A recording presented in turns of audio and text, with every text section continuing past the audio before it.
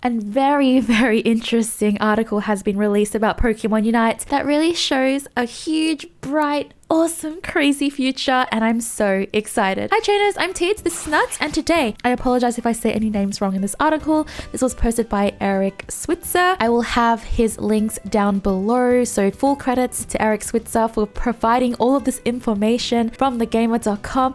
Now this is huge, trainers, this is huge. So the title is Pokemon Unite Interview, Producer Masaaki Hoshino on Matchmaking, Player Feedback, and the future. Now this is so important in our little circle in the Pokemon community, and I really cannot wait to go through all of this. For those who don't know who Masaaki Hoshino is the producer of Pokemon Unite, so he is a pretty big deal.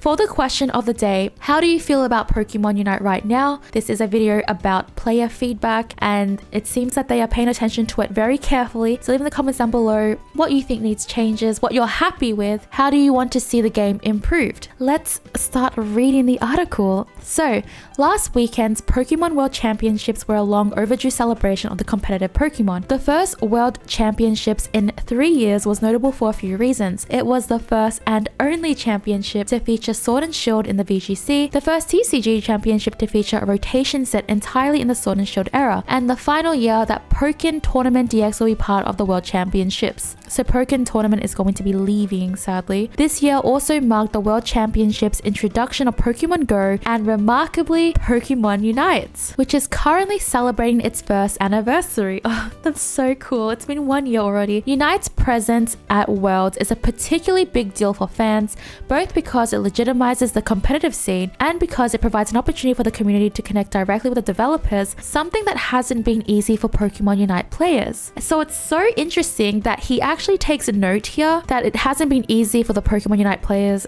to directly connect with the developers. It's really interesting. If you follow Unite closely, there has been a noticeable lack of communication between the developers and the community throughout the first year. Unite has a handful of issues like any new game, but its biggest problem has always been the way that player feedback has gone unacknowledged. The Unite community is a passionate group of players that want to see the game grow and improve, but without any kind of consistent communication from the Pokemon Company or Timmy Studios group, it's been hard to gauge whether or not the developers are even listening. The most we ever seem to get are rudimentary, I don't know how to say this word, patch notes that sometimes conflict when you read them in different languages and almost always have to be supplemented by in-game testing. Wait, this is so interesting. So this part here is really interesting to me because he does take note that content creators, I think, are reading them in different languages, like we're translating the Japanese patch notes. And I don't know if he's ever seen my YouTube channel, but I used to do a lot of testing to figure out the patch notes before UniteDB was a thing. This was like very early in the days. I used to test everything by myself, and it took a very incredibly long time. It took like around 16 hours each patch to test all these changes, depending how big the patch is. But this also could be referencing how UniteDB also does in-game testing themselves, or Cerebi.net. So this is so cool that he acknowledges that this is a thing that's happening. So this is very interesting. I do think he's referencing more to UniteDB though. That's what I personally think, because UniteDB tests like every single patch. Like, thank goodness for the support in the community. It's really insane what they're doing. Unite has offered great ways to provide feedback via surveys, but there hasn't been any indication that the feedback has been received. After speaking with producer Masaaki Hoshino during a roundtable interview last weekend, I found a lot of assurance that the developers are in fact listening to feedback and planning to improve the game based on it. Though it may seem fruitless, those surveys and comments are reaching the developers. I asked Hoshino about all the biggest concerns and frequently requested features, and none of it came as a surprise to him. And while he wasn't able to provide a lot of specifics about the kind of changes and improvements they're planning, the fact that a representative for Unite is acknowledging the feedback at all is a big deal for the community. And here are some of the few topics we discussed in the interview. We need like a statue of Eric in the Pokemon Unite map. What is all this info? This is insane. Okay, first we have matchmaking. Matchmaking in ranked has been a point of contention with players from the very first season of Unite, Matching with players far below your skill level is a constant source of frustration among players, which only seem to compound as you climb higher in the ladder. Unite's ranked mode favors progression and short queues, so even players with a sub 50% win rate can eventually climb to the highest rank. Some changes to matchmaking were made at the end of last year, and the rewards for climbing the ladder have improved in recent seasons, but solo and duo queue players are still experiencing frequent, if not constant, low quality matches. I asked Hoshino if the team was working on matchmaking improvements or if he felt like the system was working as intended today. We certainly recognize that there is room for improvement, Hoshino says via his translator. We listened to community feedback, and there is a lot of feedback on matchmaking. It's something that we continue to try to get more feedback on and want to improve on. There are some things that we are considering that we aren't ready to share yet, but it's something we definitely recognize is a problem and we're trying to fix. So they do know that matchmaking is an issue. They are actively trying to fix it. So we should expect to see some massive changes to matchmaking in the future based on what Hoshino has said here, which is so exciting because it's one of the biggest issues in Pokemon Unite that people talk about. This is really good news. This is fantastic news. The next one we have is the public test server.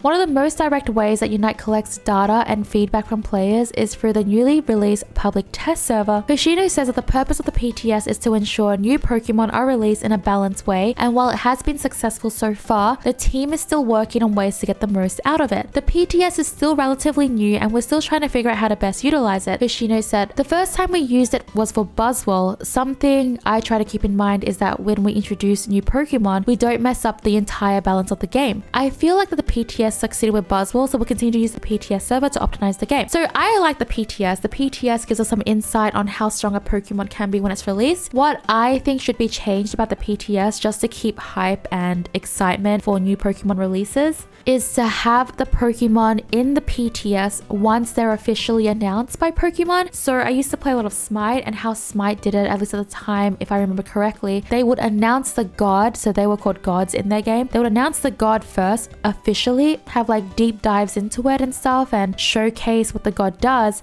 and then they would release it on their PTS to test it so the players can play around and test with it. And because they did this, there was still like a lot of hype around that god. I think that for the PTS that they should officially announce the Pokemon before putting it on the PTS instead of having it on the PTS and then announcing it, because a lot of the players will already know that this Pokemon is coming, it's on the PTS, they will know what it does, and Pokemon Unite on their Twitter likes to showcase some of the moves that it has on their Twitter, but everyone already knows it because it's on the PTS. So I think they should have it announced officially before PTS, but it means that they have to announce it a little bit early, like maybe a week.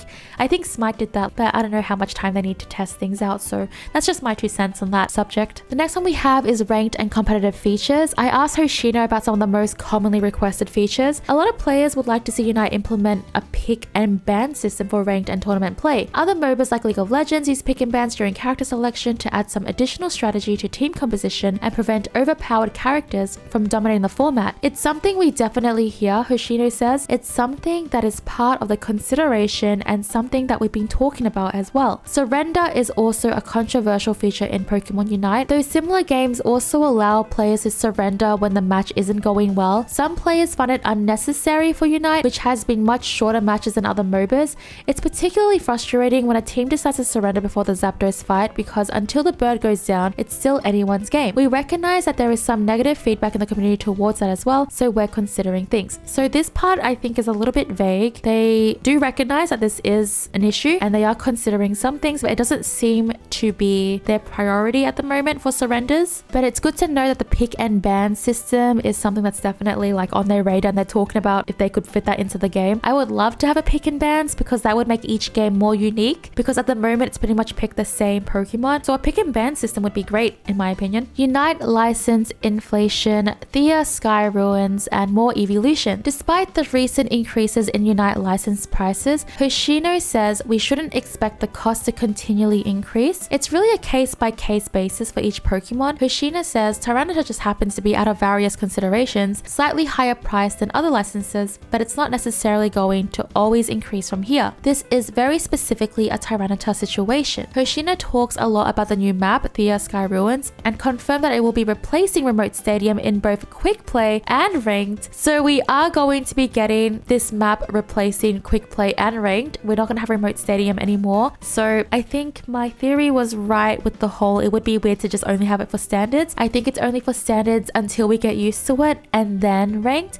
unless it's both at the same time. But that's really interesting. While I didn't expect a direct answer, I had to ask about the rest of the evolutions. With Espeon, Glaceon, and Sylveon in the game, many players are eagerly waiting for their own favorite evolution to join them. I personally want to see all Eevee teams, Hoshino says. That's something we need to think about. Yeah, I think all evolutions will come to the game with how they're doing it right now, and I just don't see how they would like exclude any of the other evolutions. So I think they will add all the evolutions, in my opinion. He wants to see all of them in a team, so there'll be 5 of them, and then I think that would leave, like, if I remember correctly, 3 left. So I just don't see why they just wouldn't add all of them instead of just leaving out the 3. I think it would make people unhappy if their favorite evolution didn't get in. So I personally feel like that all the evolutions will come to Pokemon Unite. I think it's like a little bit of a hint that all evolutions might come. He wants to see all Eevee teams, and if he says he wants it, why wouldn't it be in the game, you know? Going into year 2, unsurprisingly, the big focus for the second year of Pokemon Unite is going to be competitive play. Given what we've seen at the World Championships and all the competitive play here, what we want to do is continue to improve on the competitive side and even improve on the events that we have. Hoshino says that's certainly a lot we want to do there as we move forward. So they're going to be focusing a lot on competitive play, which is awesome. Competition is just so important for games as well, for games like this. So I think it's a great idea to focus on competitive play in Pokemon Unite. There is so much potential there. The World Championships this year were amazing. Can't wait for the next one in Japan next year. So I cannot see why they wouldn't do this. So I can see why they would do this. This is crazy. We got a lot of information. Thank you again from Eric Switzer. I can't believe how much information Eric got from Masaaki Hoshino. That's insane. We got so much info, but it's good to have some insight on how Pokemon Unite will be doing. So I would love to hear in the comments down below on your opinions, what you think about this. Thank you so much for watching, trainers. I will catch you for the next one. And yeah, I have a lot of videos to dive into from the things that I missed out on, so I hope you enjoy them when I release them.